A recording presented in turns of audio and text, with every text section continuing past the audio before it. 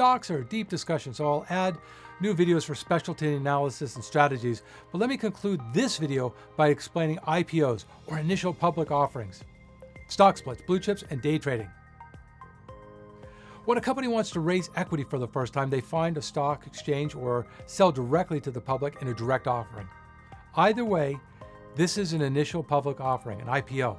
And hot IPOs are typically consumer-oriented, stocks with high public awareness and in demand, where the first trades in the market might exceed the initial price of the IPO.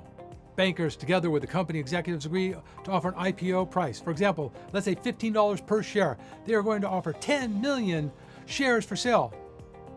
But at this time, they might only release 8 million and 2 million are held back for a later date or used for another purpose, such as stock grants for employees or other purposes. So one morning, the executives gather around with their friends and loved ones and ring the bell of the exchange where their stock will be traded.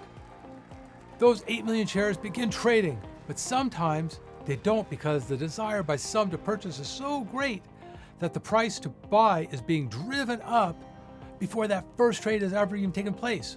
What was supposed to sell for $15 is quickly rising to 18, then 20, then 25. This is known as a hot IPO investment, hot IPO. Most of these are due to consumer awareness of the stock being issued and the demand or hunch to believe in the company long-term and get on the initial first trades. Be careful of getting swept up in the euphoria of a hot IPO, because this has historically been a very volatile purchase. One strategy might be to wait some time and monitor, and I will often track to see if that stock violates the floor of its IPO, meaning they go below. If they do, I will sometimes consider their purchase. That's now maybe a value.